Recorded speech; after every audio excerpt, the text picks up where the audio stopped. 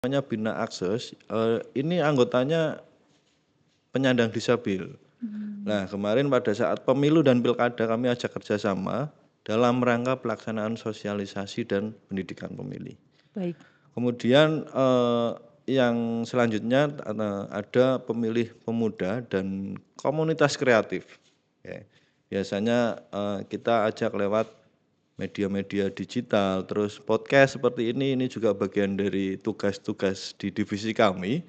Terus kemarin pada saat pilkada itu ada lomba-lomba kreatif.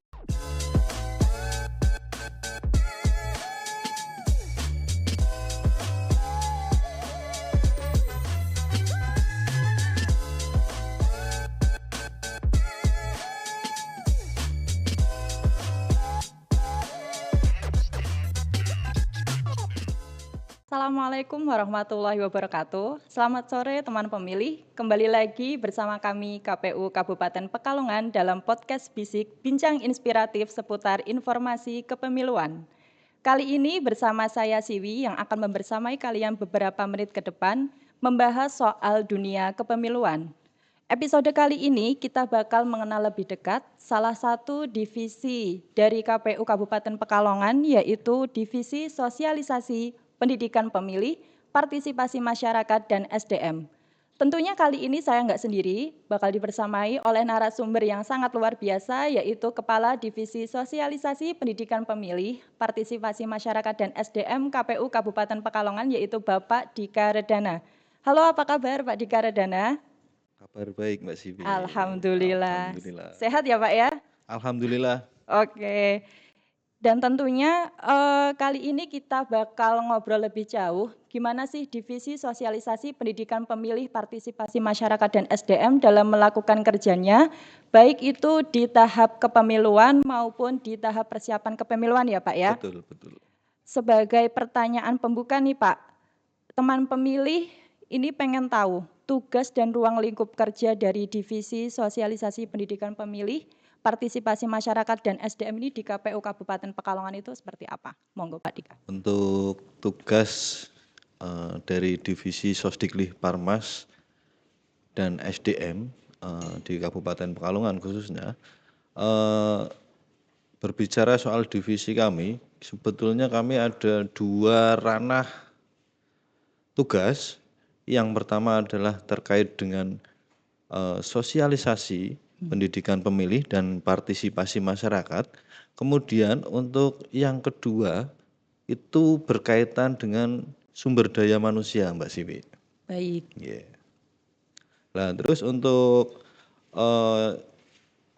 berkaitan dengan tugas-tugas Sosdiklih Parmas itu tentunya kami juga untuk tahapan kemarin itu kami melaksanakan kampanye. Kampanye itu menjadi tugas divisi kami, kemudian sosialisasi tentunya, terus pendidikan pemilih yang endingnya nanti kepada partisipasi masyarakat. Kemudian untuk tugas dari SDM, sumber daya manusia, kami memastikan penyelenggara pemilu baik di tingkat kecamatan maupun sampai ke tingkat TPS itu bisa melaksanakan tugas dengan baik, tentunya dengan kapasitas dan integritas yang kuat seperti itu Mbak Siwi. Baik, berarti dari dua ranah utama ya, tadi lingkup dan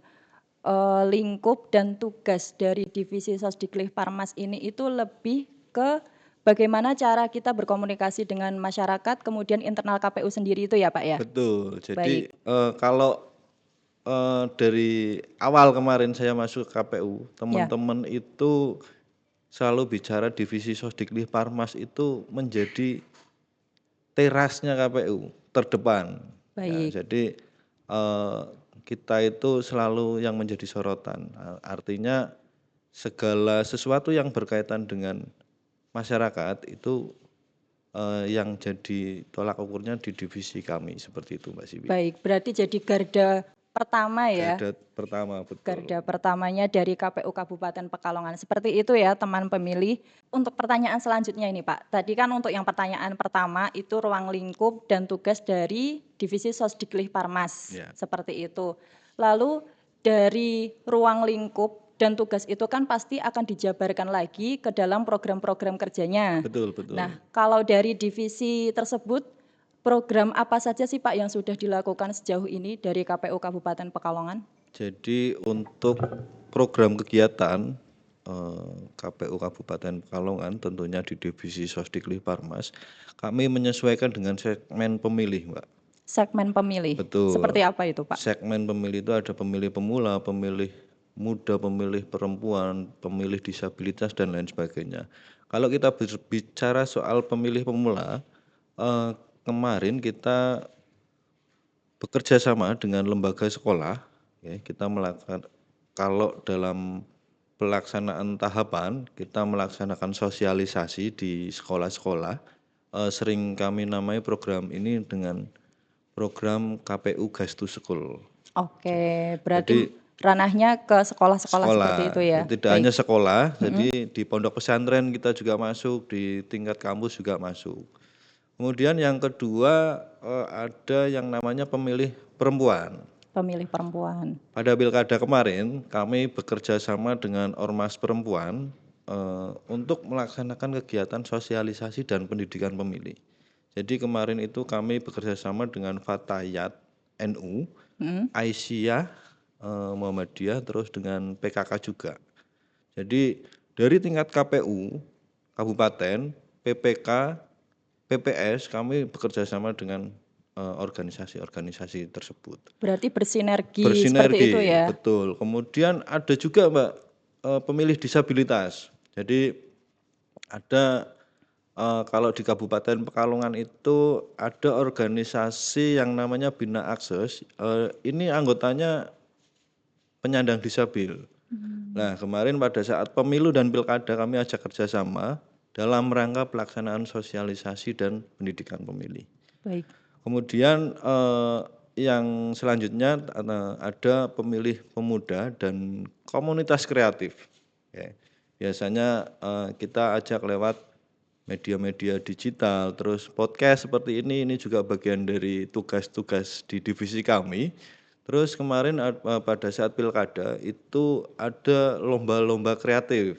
Lomba-lomba kreatif seperti apa itu Pak? Itu kemarin ada foto, ada lomba video, TikTok ya. Di TikTok itu TikTok. ya Anak Gen Z ya ini anak berarti Gen Z sasaran utamanya. sasaran utamanya. Terus Oke.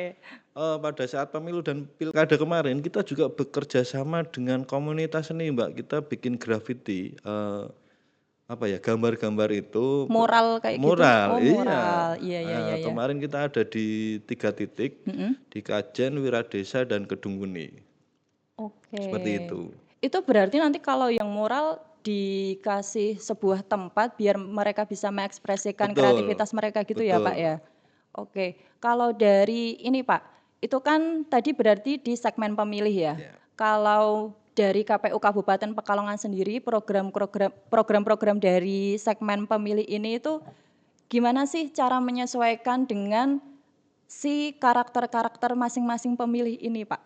Program-programnya itu dari KPU Kabupaten Pekalongan seperti apa? Untuk karakternya itu kan tadi kita bicara soal pendidikan pemilih, ada beberapa segmen pemilih. Iya. Itu kan ada yang namanya beberapa segmen itu segmen pemilih pemula. Ini biasanya kita kepada teman-teman pemula atau kalau di masa non tahapan ini apa namanya ya, masih pra pemilih. Jadi tentunya dengan usia-usia yang masih muda, Ya, di bawah 17 di tahun bawah ya berarti. 17 tahun. Kemudian Oke. ada kelompok marginal itu juga butuh kita sambangi. Terus satu lagi kelompok rentan. Baik. Seperti itu sih, Mbak. Berarti semua lapisan tetap Betul, harus ini ya, dapat impact-nya dari sosialisasi yang ya, diadakan oleh KPU Kabupaten Pekalongan ya. betul. Baik, kalau ini Pak, dari pemilih pemula gitu, Ya. bagaimana sih cara kita buat mengajak mereka, ayo kita suarakan, ayo kamu bisa memilih ini itu di dalam suatu wadah yang namanya pemilu ataupun pilkada gitu, gimana Pak? Karena kalau saya sendiri ya dulu ya, ketika menjadi pemilih pemula itu bingung gitu loh Pak. ini mau milih siapa, terus gimana sih cara saya itu bisa dapat menyuarakan yang sebenarnya itu sesuai dengan hati nurani saya, itu gimana kalau dari Pak Dika sendiri? Iya, makanya di KPU ada namanya program yang bernama pendidikan pemilih, Mbak. Jadi memang untuk kegiatan pendidikan pemilih ini kan tujuannya penyadaran politik. Salah satunya berkaitan dengan eh, bagaimana kita mengajak kelompok-kelompok Gen Z ya kalau sekarang ya, Iya, itu bisa menggunakan hak pilihnya. baik. Tentunya dengan wadah pendidikan pemilih ini. Iya, Jadi di dalam pendidikan pemilih ini kita kita sampaikan bagaimana tata cara mencoblos yang benar. baik, Yang pertama itu. Terus bagaimana pentingnya kita menggunakan hak pilih kita. Karena tentunya penggunaan hak pilih kita itu tidak hanya pada saat di TPS saja, tapi ini bermanfaat pada setelah pemilihan. baik. Artinya Jangka panjang jangka seperti itu ya? panjang, betul. Seperti itu. Baik, berarti kalau misalnya saya milih A, itu bukan hanya selesai di hari itu saja, tapi itu bakal Betul. 5 tahun ke depan ya 5 tahun Pak, ke berarti kalau depan. pemilu. Baik, itu teman pemilih. Jadi kalau misalnya kita sudah menentukan keputusan, sudah menentukan pilihan, itu bukan selesai dalam waktu yang singkat saja, tidak selesai dalam 1 hari saja, tapi itu bakal menentukan bangsa kita 5 tahun ke depan. Seperti itu ya. Baik, kalau ngobrolin soal ini ya Pak ya, partisipasi pemilih Ya, di setiap tahun atau periode seperti itu kan pasti mengalami peningkatan. betul. Dan divisi sosialisasi partisipasi masyarakat ini kan berkaitan erat dengan yang namanya masyarakat, Ya. seperti itu. Bagaimana sih kalau upaya dari divisi Sosdiklir Parmas ini di dalam meningkatkan partisipasi pemilih tersebut, Pak? Iya, jadi kami berupaya memperluas jaringan relawan demokrasi, Mbak Siwi. Baik, Kemudian kami juga membangun sinergi dengan tokoh masyarakat, tokoh agama, dan komunitas-komunitas serta lembaga pendidikan. Kemudian selain itu kami juga memanfaatkan media sosial dan konten digital untuk mengajak masyarakat agar tidak apatis terhadap pemilu. tidak apatis terhadap pemilu. Betul, Baik, karena kami punya harapan tentunya agar masyarakat tidak hanya datang ke TPS, tapi juga bisa berpartisipasi aktif dalam proses-proses kepemiluan. Seperti itu Mbak Siwi. baik. Berarti yang namanya proses demokrasi tersebut tidak hanya dalam 1 hari kita menentukan pilihan ya Pak Betul, ya. betul. Sebelumnya juga ada, di hari H, Iya, kemudian 5 tahun ke depan itu bakal berkesinambungan seperti itu. berkesinambungan. Baik, Artinya baik. apa yang menjadi pilihan kita itu menentukan masa depan bangsa kita. Seperti itu Mbak Siwi. Tuh teman pemilih, yang menjadi pilihan kita bakal menentukan masa depan bangsa Indonesia tentunya ya. Baik, kalau ini Pak, sejauh Pak Dika menjadi Kepala Divisi Sosialisasi Pendidikan Pemilih ini, yang menjadi tantangan utama Pak Dika di dalam menyelenggarakan khususnya pendidikan pemilih itu apa Pak Dika? Kalau bicara soal tantangan itu sebetulnya kita kembali ke masing-masing individunya ya Mbak ya. Iya, Artinya ada pada kesadaran atau minat untuk kita belajar berpolitik. belajar berpolitik. Nggih, Baik. itu kadang merasa itu masyarakat itu merasa pemilu itu hanya untuk kaum-kaum elit di negeri ini. Ya, Padahal itu enggak ya? padahal itu enggak. Maka akhirnya banyak masyarakat yang cenderung apatis karena yang pertama itu. Kemudian eh, pemilu itu dianggap tidak ada kaitannya dengan kehidupan sehari-hari. Oh itu salah besar sih. Ya Benar, benar, kan, benar. ya kan? Iya, Itu padahal dengan adanya demokrasi itu harapannya kan bisa merubah taraf hidup masyarakat. iya. Kebijakan-kebijakan siapa yang terpilih nanti bisa merubah kehidupan masyarakat kan seperti itu Mbak Siwi. Nah, terus karena itu kami terus mengedepankan edukasi yang membumi. Jadi terus-menerus, terus dengan bahasa yang sederhana, kemudian kegiatan-kegiatan yang menyenangkan. Kegiatan Jadi yang menyenangkan. iya, jadi kegiatan kalau apa ya, Kalau kita bikin kegiatan terus kegiatannya nggak Monoton, menarik, monoton itu apa ya, pesertanya itu cepet atau bosen iya sih. cepat bosan, ngantuk dan lain Iya, sebagainya. Kami kegiatan seperti itu Mbak Siwi. Kita sering ke eh, kegiatan di luar, artinya ya tidak hanya seperti kelas-kelas biasa lah, iya, seperti baik. itu. Berarti dalam pendidikan pemilih tersebut kita tetap ini ya Pak, komunikasi dua arah dengan para partisipan seperti itu ya? Ya. Oke, baik-baik. Cukup menarik. Baik Pak, untuk pertanyaan selanjutnya nih Pak, bagaimana sih dari divisi Sosdiklih Parmas ini itu bisa memastikan kualitas penyelenggara pemilu itu bisa profesional dan berintegritas? SDM-nya, penyelenggaranya Iya, ya. betul. Jadi kalau bicara soal SDM, salah satu kunci sukses pemilu atau pemilihan itu ada di penyelenggaranya, Pak. Tonggak utamanya gitu ya Pak Tonggak ya? utamanya salah satunya ada di penyelenggara. Lah, berkaitan dengan penyelenggara ini ada kaitannya dengan sumber daya manusia. Kan seperti itu. Iya, Terus tentunya kami memastikan proses rekrutmen badan ad hoc dari PPK sampai ke tingkat KPPS itu berjalan transparan dan akuntabel.